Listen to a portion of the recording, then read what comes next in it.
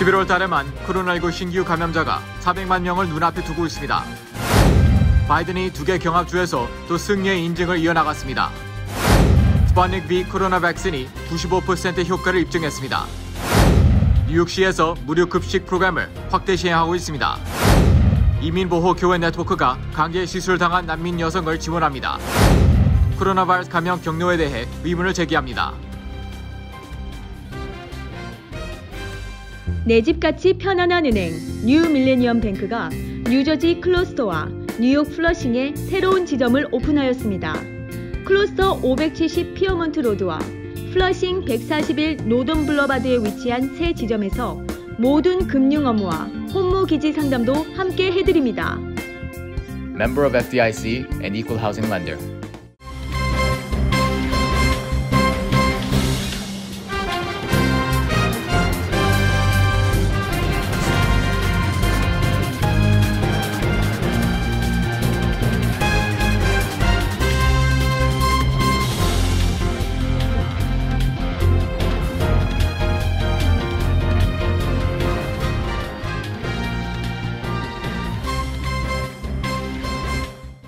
여러분 안녕하십니까? KBTV 뉴스 9 이창환입니다. 최대 명절인 추수감사절을 앞두고 긴장감이 한층 고조되고 있는 가운데 미국에서는 11월에만 코로나19 확진자가 300만 명을 넘어섰습니다. 미 언론들은 이 추세라면 11월 한 달 전체를 통틀어 신규 확진자가 400만 명을 넘길 수 있다고 전망했습니다. 뉴욕타임스의 코로나 자체 집계 결과에 따르면 11월 들어 현재까지 코로나 확진자가 307만 5천여 명 발생한 것으로 파악됐다고 전했습니다. 또 이달 말이면 400만 명을 넘어설 수 있을 것이라고 예측했습니다. 미국에서 지금까지 보고된 누적 확진자는 1200만여 명으로 4분의 1에 달하는 환자가 11월에 쏟아진 셈입니다. 또 CNN 방송에 따르면 11월에 들어 코로나19로 숨진 사람은 모두 25,410명으로 전체 누적 사망자 25만 6,700명의 9.9%에 해당한다고 전했습니다. 연방질병예방센터는 추수감사절 기간 여행과 외출을 삼가할 것을 권고했지만 최근 이틀간 미 국민 200만 명이 항공기 여행에 나선 것으로 파악됐습니다. 전문가들은 추수감사절 여행이 코로나 확산의 또 다른 기폭제가 될 수 있다고 우려했습니다. 앤드루 커머 뉴욕 주지사는 우리 모두가 조심하지 않으면 하루에 800명의 시신을 냉동 트럭에 보관해야 했던 예전으로 돌아갈 수밖에 없다며 올해 추수감사절에는 모임을 자제하고 마스크 착용과 사후적 거리 두기를 반드시 지켜달라고 강조했습니다. 코로나 다시보드에 따르면 오늘 오후 5시 기준 미국 코로나 확진자는 1291만 2770명으로 집계됐으며 뉴욕주에서는 총 64만 356명, 뉴욕시는 총 29만 9495명의 확진자가 나왔습니다. 또 뉴저지주에서는 총 31만 6590명의 코로나 확진자가 발생했습니다. 이전까지는 사실상 주별 개표 결과 인증은 형식적인 과정처럼 간주됐으나 이번 트럼프 캠프가 대선 결과에 불복하고 주요 경합주의 인증 절차를 막기 위한 소송전에 나섬에 따라 주별 인증 여부가 주목의 대상으로 부상했습니다. 어제 미시건주를 비롯해 경합주의 바이든 승리 인증이 잇따르는 가운데 오늘 펜실베니아와 네바다주에서도 주 국무부가 조 바이든과 카말라 해리스의 손을 들어주면서 승리를 공식화했습니다. 김은지 기자의 보도입니다. 바이든은 당선인 신분을 점점 굳히는 분위기입니다. 톰 울프 펜실베니아 주지사는 트위터를 통해 최종 개표 결과를 승인하면서 연방법에 따라 조 바이든과 카말라 해리스 선거인단 임명부 확인증에 서명했다고 밝혔습니다. 또 미국 역사상 믿을 수 없을 정도로 어려운 시기에 공정하고 자유로운 선거를 해준 선거관리들에게 감사하고 싶다며 우리 관리자들은 끊임없는 공격을 받아왔지만 그들은 훌륭하고 명예롭게 활동했다고 덧붙였습니다. 해당 결과 발표에 따르면 바이든은 8만 555표 차이로 트럼프 대통령을 누르고 펜실베니아주 20명의 선거인단을 확보했습니다. 이 결과는 제3순회 항소법원이 트럼프 캠페인 측의 요청에 따라 연방법원이 기각한 사안에 대해 검토하고 있는 중에 나왔습니다. 앞서 트럼프 대통령은 펜실베니아에서 사기로 의심되는 유권자들의 투표권을 박탈하고 주의 선거 결과 공식 발표를 저지하기 위해 15건의 소송을 제기했습니다. 트럼프 캠프 측은 선거일 이후 전국적으로는 30건이 넘는 소송을 제기했는데 그중 반가량이 펜실베니아 대상이었습니다. 그러나 펜실베니아의 매슈 브랜 판사는 트럼프 측의 개표 결과 인증을 막아달라는 소송을 실효성도 없고 추측에 근거한 제소라며 기각한 바 있습니다. 선거인단 20명이 걸려있는 펜실베니아주는 이번 대선의 최대 경합주 중 한 곳으로 선거 결과 뒤집기에 영향을 미칠 수 있는 트럼프 캠프의 최선의 희망 중 하나였기에 미 언론들은 승부를 뒤집을 만한 결론이 나올 가능성은 매우 작아졌다는 평가를 내리고 있습니다. 선거인단 6명이 걸려있는 네바다주의 대법원도 오늘 바이든 당선인의 승리를 공식화했습니다. 남은 애리조나는 오는 30일, 2개 카운티 재검표가 진행 중인 위스콘신은 다음 달 1일에 개표 결과를 각각 인증할 예정입니다. 한편 조지아주에서는 이달 13일부터 500만 장에 이르는 관내 투표지 전체를 수작업으로 재검표에 들어갔었습니다. 19일 발표된 재검표 결과에서도 바이든 후보가 승리한 것으로 확인됐지만 트럼프 대통령 측의 요청에 따라 오늘 오전 9시부터 또다시 재검표 착수에 들어갔으며 내달 2일까지 실시할 예정이라고 로이터 통신이 보도했습니다. 한편 미국의 대선 승리를 공식 확정하는 기관인 미 연방총무청이 바이든 측의 정권 인수 작업에 대한 지원을 미뤄오다 선거가 끝난 지 3주 만인 어제 바이든 당선인의 승리를 확인했습니다. 미 연방총무청은 어제 바이든이 2020 대선에서 명백한 승자라고 확인하면서 혼란을 거듭해 지지부진하던 미 정권 인수 작업이 이제 공식적으로 정상 궤도에 오르게 됐습니다. 트럼프 대통령은 대선 결과에 승복하지 않고 계속 싸울 것이라면서도 미국을 위해 머피 연방총무청장과 자신의 팀에게 정해진 절차에 따르도록 지시했다고 밝혔습니다. 비록 트럼프 대통령이 길고 지루한 법정 투쟁을 지속하겠다는 뜻을 밝혔지만 미 연방총무청을 통해 정권 인수 절차가 공식 개시된 만큼 정권 인수 공백으로 인한 혼란은 매듭지어지게 됐습니다.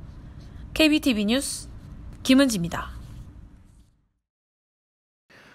러시아가 자체 개발한 코로나19 백신 스푸트닉 V의 면역 효과가 95%라는 결과가 나왔습니다. 또 내년 1월에는 전 세계에 공급할 예정이라고 밝혔습니다. 최명진 기자가 전해드립니다. 러시아 보건부 사나 가말레야 국립 전염병 미생물학센터의 러시아 직접 투자 펀드인 RDIF가 스푸트니크 V의 2차 중간 분석 결과를 발표했습니다. 분석 결과에 따르면 스푸트니크 V 백신이나 플라시보 접종을 2차례 모두 마친 약 1만 9천 명 가운데 39명의 감염자에 대한 자료를 분석해 효능이 확인됐다고 설명했습니다. 스푸트니크 V 백신은 완전한 면역력을 얻기 위해 2회 접종하며 첫 번째 접종 3주 뒤 두 번째 접종이 이루어지는 것으로 첫 번째 접종 후 28일째에 백신 효능이 91.4%로 나왔으며 첫 번째 접종 후 42일째에는 95% 이상으로 나왔다고 전했습니다. 이는 첫 접종 후 시간이 지날수록 면역력이 더 높아졌다는 설명이었습니다. RDIF에 따르면 현재 4만 명 이상의 자원자들이 등록 후 임상 3상 시험에 참여하고 있으며 그 가운데 2만 2천 명은 첫 번째 접종을, 1만 9천 명은 두 번째 접종을 모두 마쳤다고 전했습니다. 이와 관련해 임상 참가자들은 접종 부위 통증, 체온 상승, 무기력증, 두통 등의 전형적 증상만 나타났을 뿐 예상 밖의 부작용은 없었다고 밝혔습니다. 스푸트니크 V는 일반적인 냉장 온도인 2도에서 8도로 보관하면 되고 화이자 백신은 영하 70도, 모더나 백신은 영하 20도에서 보관해야 최대 6개월까지 효과가 유지됩니다.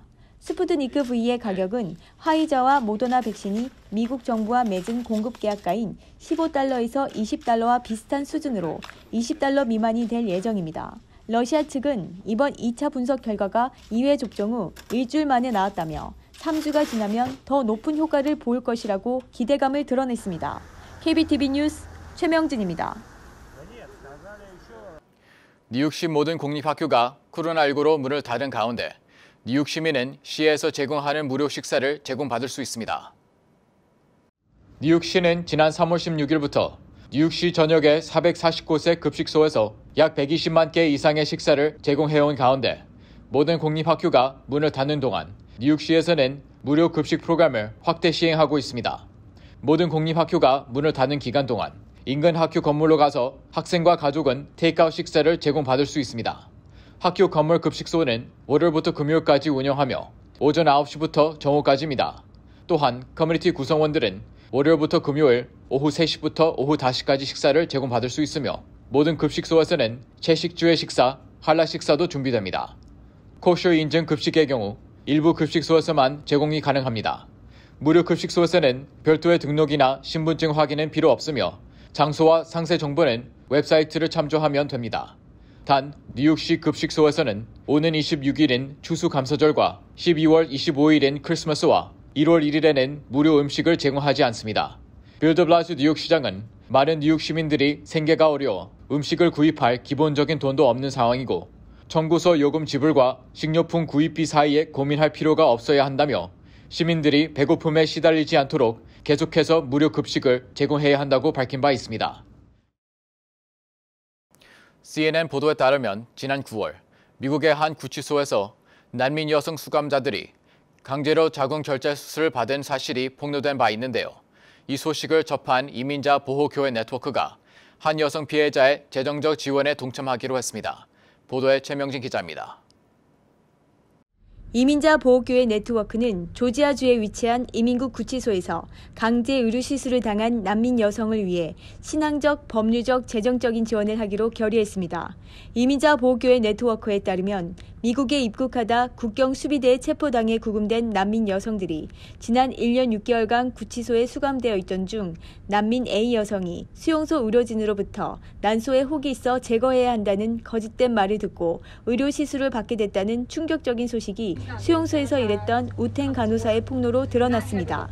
이로 인해 항생제도 처방받지 않아 현재 만성 골반 통증으로 고통받고 있는 걸로 전해졌습니다. 해당 여성의 안타까운 소식을 접한 이민자 보호교회 네트워크는 긴급 임원회의를 열어 강도 만난 자를 돕는 선한 사마리아인의 마음으로 이 여성을 돕기로 결의하였습니다. A 여성은 현재 석방되어 연방의회와 이민자 권익공호 단체들에게 이를 증언하였으며 현재 변호사를 통해 정치망명을 신청 중에 있습니다. 좁은 친척집에서 두 자녀와 함께 임시 기거하다가 남편과 시어머니가 있는 브루클린으로 오기로 결정하였으며 5 식구가 살 수 있는 아파트 렌트비를 마련하기 위해 여러 이민자 단체들이 모금 활동을 하고 있는 것으로 전해졌습니다. 이민자 보호교회 네트워크는 1차적으로 당장 시급한 A와 가족을 위한 렌트비 지원을 위하여 이보교 소속 교회들과 개인들이 모금한 후원금 4,700달러를 보내기로 했으며 이민자 권익보호 단체들과 연합기도회, 서명운동, 의회청원 등의 지원 활동도 이어가기로 했습니다. 그분이 지금 뉴욕에 신분을 노출하지 않고 기거하고 있는데 그분이 거주할 수 있도록 함께 십시일반으로 마음을 모아서 4,700불을 전달하려고 합니다.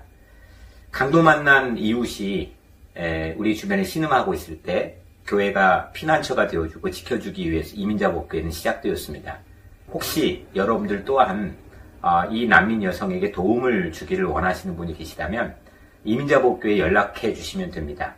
718-309-6980 그러면 여러분들의 사랑을 아름답게 전달하도록 그렇게 하겠습니다. 한편 낸시 펠로시 연방하원 의장은 국토안보부 감사관에게 내부 고발자인 우텐 간호사가 제기한 혐의를 조사할 것을 촉구했으며 그녀의 주장이 사실이라면 이것은 엄청난 인권 침해를 의미한다고 밝혔습니다. KBTV 뉴스 최명진입니다. 뉴저지가 코로나 바이러스 확산 방지를 위해 노력하는 가운데 주 보건국은 바이러스가 어디서부터 퍼지고 있는지에 대한 통계를 공개했습니다. 김은지 기자가 전해드립니다. 코로나 바이러스는 통상 물리적으로 가까운 거리인 약 6피트 이내에 있거나 직접 접촉하는 사람 간의 감염이 가장 큰 것으로 알려져 있습니다.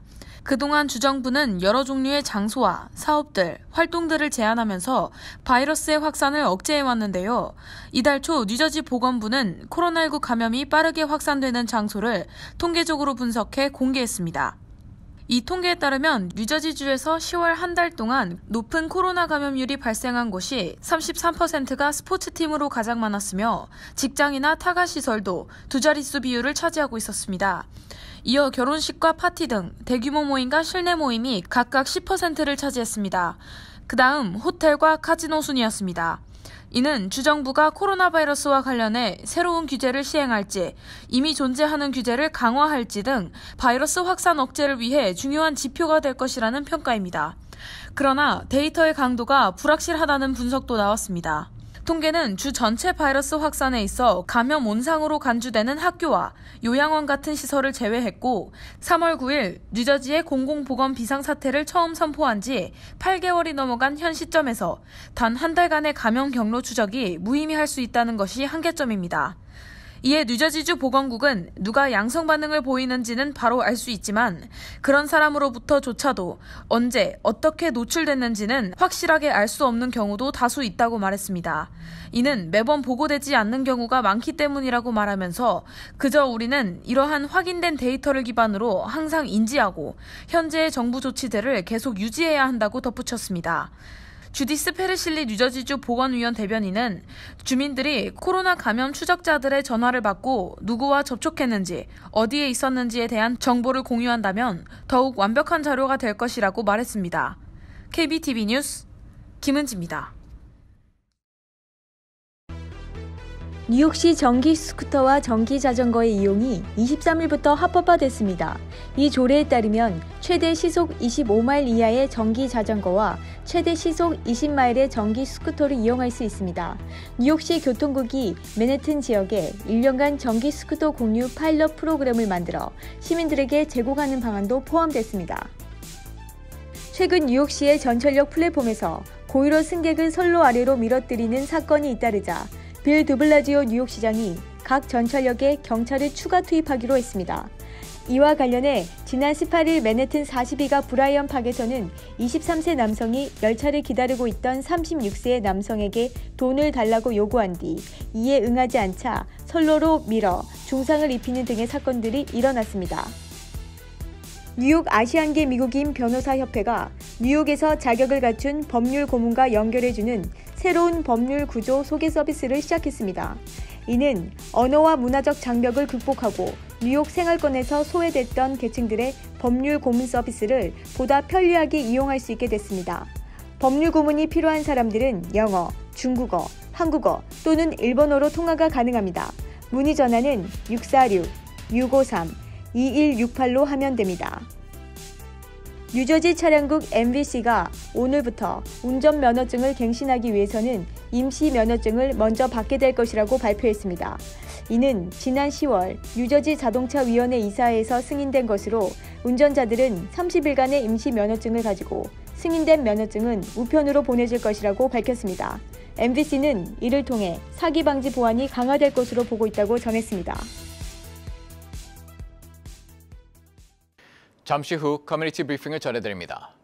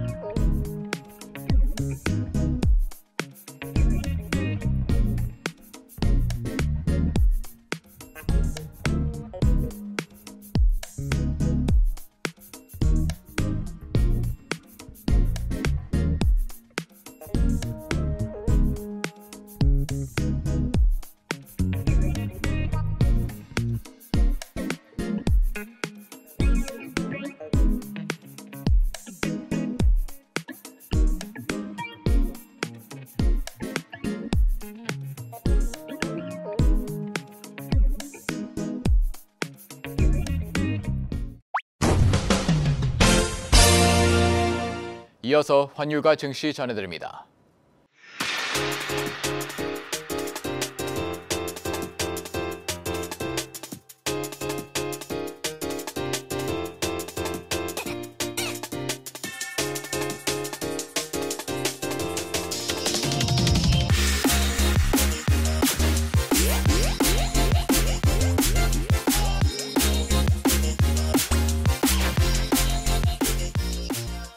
잠시 후 뉴욕과 뉴저지 날씨 전해드립니다.